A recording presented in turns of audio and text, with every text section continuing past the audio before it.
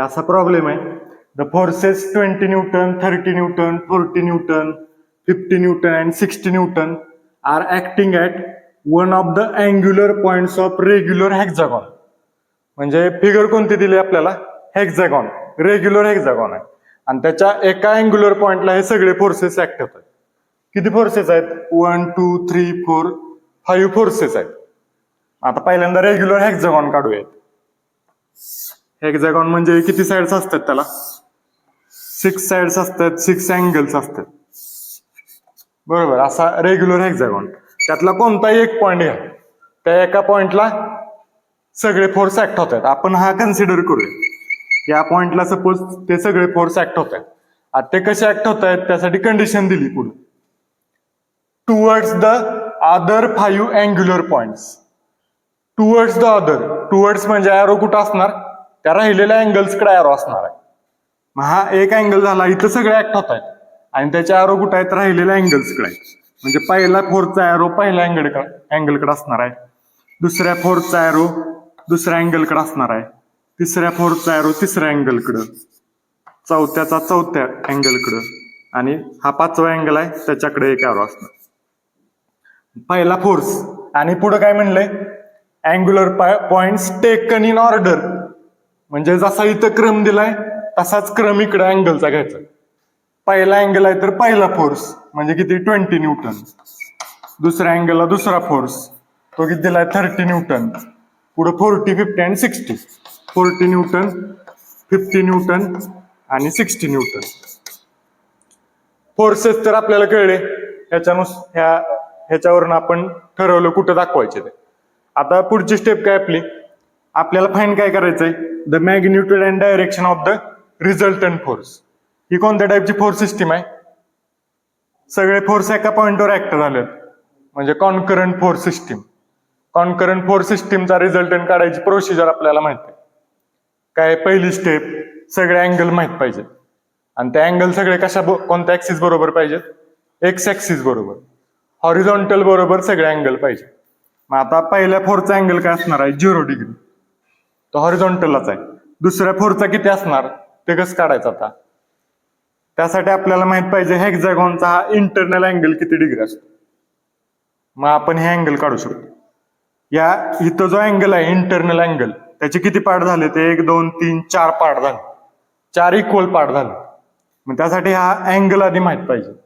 आपल्याला हेक्झागॉनचा outer angle आपण काढू शकतो. म्हणजे इथला किंवा इथला सेमच असते दोन. आउटर अँगल, एक्सटर्नल अँगल आपण काढू शकतोय, त्याच्यावरून इंटरनल आपल्याला काढता येतो इंटरनल अँगल. तर एक्सटर्नल अँगल कसं काढायचा? आता अँगल्स किती आहेत? 6 अँगल आहेत. हेक्झागॉन आहे मग 360 डिवायडेड बाय 6 करायचं. तो असतो एक्सटर्नल अँगल म्हणजे 60 डिग्री. तो एक्सटर्नल अँगल असतोय. तो फॉर्म्युला त्यासाठी आहे की total angle 360 divided by number of angles किती आहे तिथं? 6 आहेत. हेक्झागॉन आहे त्यामुळे मग 6 ने डिवाइड करायचं. तो असतो एक्सटर्नल अँगल. मग राहिला किती इंटरनल? हा टोटल 180 असतोय ना. 60 प्लस 120 म्हणजे 180. म्हणजे हा 120 डिग्री अँगल आहे. 120 चे किती इक्वल पार्ट झाले? ते 1 2 3 4. म्हणजे प्रत्येक अँगल किती असणार आहे? 120 डिवायडेड बाय 4 म्हणजे 30 डिग्री प्रत्येक अँगल असणार. हा 30 डिग्री, हा 30 डिग्री, हा 30 डिग्री. आता दोन फोर्सेसच्या मधले अँगल आपल्याला माहित झाले, पण आपल्याला अँगल पाहिजे प्रॉब्लेम सॉल्व्ह करायचा असेल तर एक्स ऍक्सिस बरोबर प्रत्येक फोर्सचा. पहिल्याचा 0 डिग्री, दुसऱ्याचा किती होणार? एक्स ऍक्सिस बरोबर 30 डिग्री. तिसऱ्या फोर्सचा अँगल किती होणार टोटल? एक्स ऍक्सिस बरोबर 60 डिग्री. चौथ्याचा किती होणार? हा 60 प्लस 30 90 डिग्री. म्हणजे तो व्हर्टिकल झाला फोर्स. आणि पाचव्याचा परत एक्स ऍक्सिस बरोबर आता आपल्याला कमी 90 पेक्षा कमी असेल तिकडून जायचं आपल्याला. मग इकडून जायचं. इकडून किती आहे अँगल? 60 डिग्री. तो आधी दाखवला. झाले सगळ्या फोर्सचे आपण हॉरिझॉन्टल ऍक्सिस बरोबर अँगल काढून घेतलेत. आता नेक्स्ट स्टेप काय? रिझॉल्व्ह करायचे ऑल फोर्सेस. रिझॉल्युशन करायचं. आता पहिला फोर्स हॉरिझॉन्टल आहे, रिझॉल्व्ह करायची काही गरज नाही. दुसरा फोर्स किती डिग्री अँगल आहे? 30 डिग्री. तर हॉरिझॉन्टल कंपोनंट काय असतो? कॉस आणि व्हर्टिकल साइन. ह्याचा कॉस काय येणार? फोर्स आहे 30 कॉस अँगल आहे 30 डिग्री आणि त्याचा व्हर्टिकल कंपोनंट काय येणार?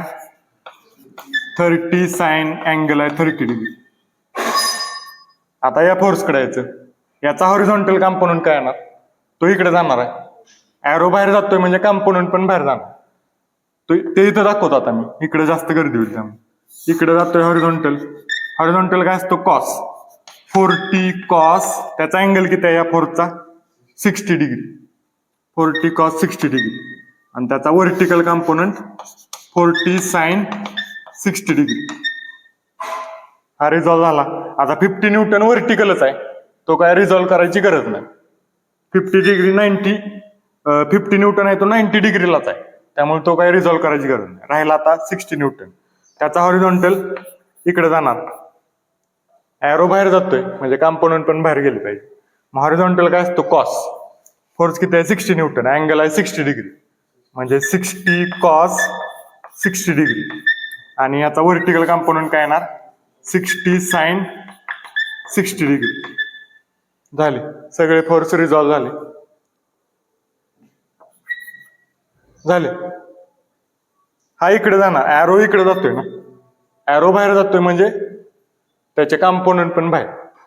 मेन फोर्स बाहेर जातोय, कंपोनंट पण बाहेर. आता रिझॉल्युशन पूर्ण झालं आपलं. नेक्स्ट स्टेप काय? आता कॅल्क्युलेशन करायचं. म्हणजे पहिल्यांदा काय काढायचं? Summation apex. म्हणजे सगळे हॉरिझॉन्टल कंपोनंट इथं घ्यायचे. आता एका फोर्स पासून सुरुवात करू.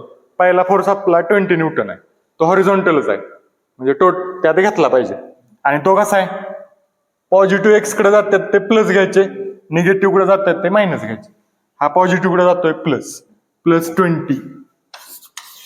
पुढं आता दुसऱ्या फोर्स कडे या, पॉझिटिव्ह कडे जातोय 30 cos 30 degree plus 30 cos 30 degree. पुढं तिसरा पण पॉझिटिव्ह कडे जातोय 40 cos 60 degree 40 cos 60 degree plus पुढं आता 50 न्यूटन व्हर्टिकल आहे, त्याला हॉरिझॉन्टल काय नाही कंपोनंट, त्यामुळे तो काय घेणार नाही. पुढे 60 न्यूटनचा एक हॉरिझॉन्टल कंपोनंट आहे, रिव्हर्स येतोय म्हणजे minus 60 cos 60 degree -60 cos 60 degree. आता हे कॅल्सी मध्ये पुट करा, किती येते value? 35 Newton minus plus 35.98 Newton. Okay, हे झालं समेशन एपेक्स. आता असंच summation F Y. Summation F Y साठी काय करायचं? सगळे व्हर्टिकल कंपोनंट घ्यायचे. पहिल्या फोर्स पासून सुरुवात करू. पहिल्याला काय व्हर्टिकल काय नाही, त्याच काय नाव.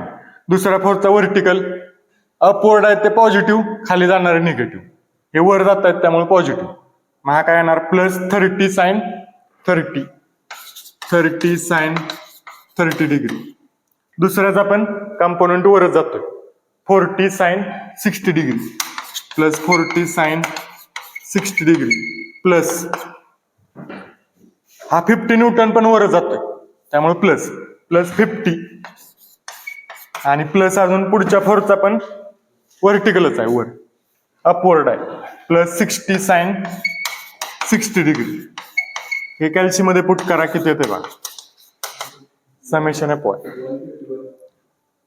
151.60 न्यूटन समेशन एफ वाय ची व्हॅल्यू आली. आता आपल्याला पाहिजे resultant, magnitude and direction of resultant. मग रिझल्टंटची मॅग्निट्यूड करायसाठी फॉर्म्युला काय? R is equal to under root summation F एक्सचा square plus summation F Y square. मग या व्हॅल्यू आपण काढल्यात त्या टाकूया. R is equal to under root summation F X किती आहे? 35.98 स्क्वेअर प्लस 151.60 त्याचा स्क्वेअर किती येते बघा. रूट एक मेन ब्रॅकेट टाकायचा त्याला, नंतर 35.98 चा square plus 151.60 square bracket complete. नीट टाक, ब्रॅकेट पाहिजे त्याला.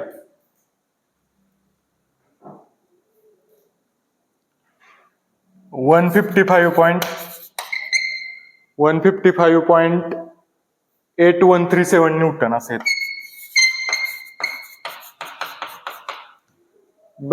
रूट टाकल्यानंतर त्याला ब्रॅकेट टाकल्याशिवाय आन्सर बरोबर येणार. रूट टाकायचा आधी, परत मेन ब्रॅकेट एक, आणि मग आतमध्ये एक छोटा ब्रॅकेट, त्यात 35.98 त्या ब्रॅकेटचा स्क्वेअर, प्लस दुसरा ब्रॅकेट टाकायचा 151.60 त्या ब्रॅकेटचा स्क्वेअर, परत मेन ब्रॅकेट कम्प्लीट केला तर आन्सर बरोबर आहे. मग मॅग्निट्यूड एवढी येते. R is equal to 155.8137 newton. आता ही झाली मॅग्निट्यूड रिझल्टंटची. अजून आपल्याला डायरेक्शन काढायची. डायरेक्शन म्हणजे अँगल त्याचा. आता या पॉइंटला किती न्यूटन रिझल्टंट आहे ते मॅग्निट्यूड आपल्याला माहित झाली, पण त्याची डायरेक्शन नक्की कुठं असणार ते काढण्यासाठी फॉर्म्युला काय? Theta is equal to tan inverse summation F Y divided by summation F X. Summation F Y ची व्हॅल्यू आपल्याला माहिती आहे 151. Tan inverse 151.60 divided by summation F X किती आहे 35.9. किती येते थिटा? 76.64 डिग्री. आता हा रिझल्टंट कोणत्या क्वाड्रंट मध्ये आहे ते कसं ओळखायचं? ते समेशन एफ एक्स आणि समेशन एफ वाय च्या साइन वरून ओळखायचं. दोन्हीला प्लस साइन आहेत. प्लस साइन कुठं असतं? पहिल्या क्वाड्रंट मध्ये. दुसऱ्यामध्ये मायनस प्लस असते. तिसऱ्यात मायनस मायनस असते. चौथ्यात प्लस मायनस असते. दोन्ही प्लस आहेत, त्यामुळे पहिल्याच क्वाड्रंट मध्ये आपला रिझल्टंट असणार आहे. त्याचा अँगल किती आहे? 76 डिग्री. म्हणजे इकडून आता इथपर्यंत 60 आहे, तर इथपर्यंत समजा अंदाजे 76 डिग्री असेल. इथं आपला असणार रिझल्टंट R आणि त्याचा अँगल हा थिटा झाला. अशा पद्धतीनं 6 मार्कला हा प्रॉब्लेम येऊ शकतो.